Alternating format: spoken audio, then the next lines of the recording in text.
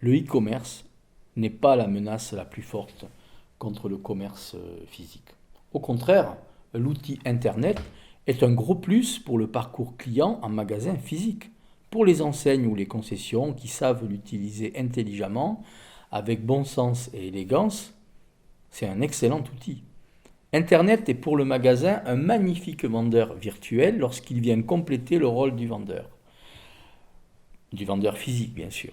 Pour le magasin, le virtuel et le réel ne s'opposent pas, ils se complètent. En revanche, j'ai toujours pensé que la menace mortelle pour un distributeur vient et viendra toujours d'un concurrent distributeur de même type dans la même rue ou dans la même zone commerciale.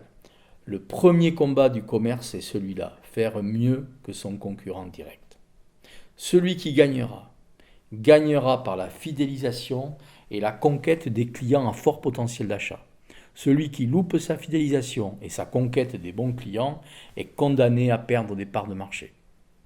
Les Français passent 12 heures par mois en visite de point de vente et 45 minutes par mois pour acheter sur le web. Il va falloir tout faire pour conserver cet écart.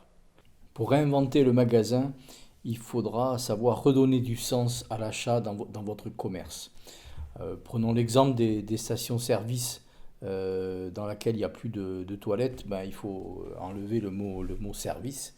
Et il faut absolument que les commerces et la distribution tiennent la promesse de ce qu'ils affichent. Bien sûr, il faut donner un minimum de conseils et d'expertise.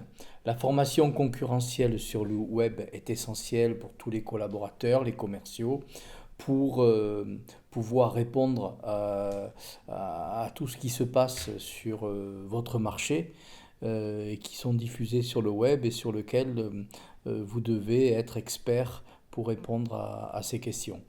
En général, ça donne de la confiance en soi parce qu'on découvre que la réalité comparative est souvent pas si mauvaise que ça pour votre activité. Il faut donner de la reconnaissance client. J'ai écrit une vraie reconnaissance client. Vous ne l'obtiendrez pas avec une carte de fidélité. La carte de fidélité, je ne dis pas qu'il n'en faut pas, mais ça fait partie du package, des acquis de l'offre de services et de prix du commerce. Il faut savoir donner plus personnalisé encore.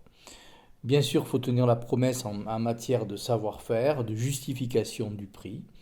L'accessibilité, c'est essentiel. Je vais insister sur ce point. Il est primordial d'élargir l'accessibilité au commerce et à la distribution physique.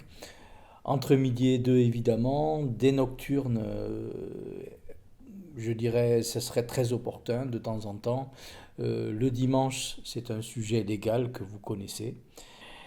Et surtout, également, le lieu de vente doit être un lieu de vie où les hypermarchés et les magasins de meubles, par exemple, sont restés les mêmes que dans les années 80, aucune évolution fondamentale à mon sens, et ça pénalise énormément. Les boulangeries, elles, des années 80 n'existent plus, celles où on ouvrait la porte, faisait ding ding, quand on ouvrait, on achetait un peu de pain et des pains au chocolat.